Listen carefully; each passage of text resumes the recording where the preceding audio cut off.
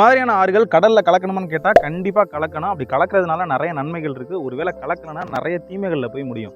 இதெல்லாம் என்னங்கிறத பத்தி ஒன்னொன்னா பார்ப்போம்.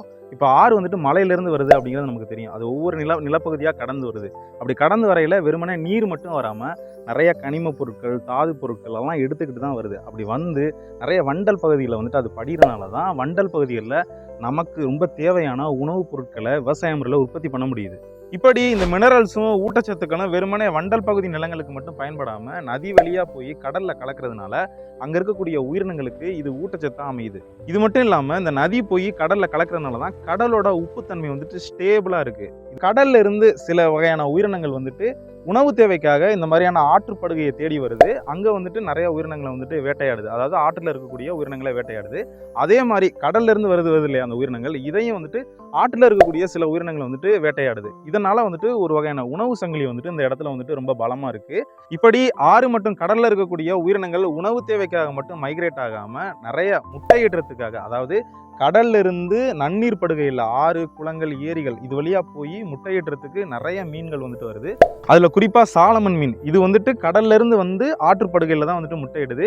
இந்தியாவை பொறுத்த வரைக்கும் ஷில்ஷா அப்படிங்கக்கூடிய ஒரு வகை மீன். தமிழ்நாட்டில் இதை வந்துட்டு உள்ளான் மீன் அப்படின்னு சொல்லுவாங்க. இந்த மீன் என்ன பண்ணுது அப்படின்னா கடல்ல இருந்து வந்து ஆறுகள், குளங்கள்ல தான் வந்துட்டு முட்டையிடுது. வெறுமனே இப்ப கடல்ல இருந்து வந்து தான் ஆறுகள்ல முட்டையிடுதா அப்படின்னு கேட்டா இல்ல. ஆறுகள், குளங்கள்ல அதாவது சேற்று பகுதியில் வாழக்கூடிய விலாங்கு மீன்கள் ஆறு வழியா போய் கடல்ல தான் போய் அதனுடைய முட்டையை வந்துட்டு இட்டு குஞ்சு பொரிக்குது. கடல்ல தான் இந்த விலாங்கு மீன் வந்துட்டு குஞ்சு பொரிக்குது.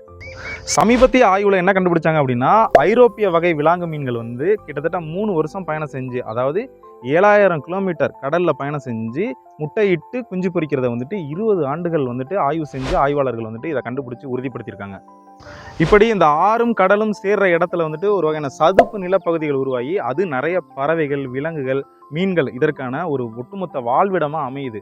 இது வருஷம் இந்த ஆறும் கடலும் சேரலை அப்படின்னா இம்மாதிரி இருக்கக்கூடிய அத்தனை இயற்கை காரணிகளையும், அதாவது உணவு, இனப்பெருக்கம், நிலப்பகுதின்னு எல்லா வகையும் வந்துட்டு இது வந்துட்டு பாதிக்குது. இதனால நம்ம என்ன புரிஞ்சுக்கலாம் அப்படின்னா கடல் தண்ணியும் ஆற்று தண்ணியும் கண்டிப்பா கலக்கணும். அப்படி கலந்தாதான் அது நிறைய உயிரினங்களுக்கும் பல்லுயிர் பெருக்கத்துக்கும் நல்லதா அமையும். இல்லைன்னா இது தீமைகளை தான் போய் முடியும். இது அந்த உயிரினங்களுக்கு மட்டும் கிடையாது, நமக்குமே இது தீமையாக தான் அமையும்.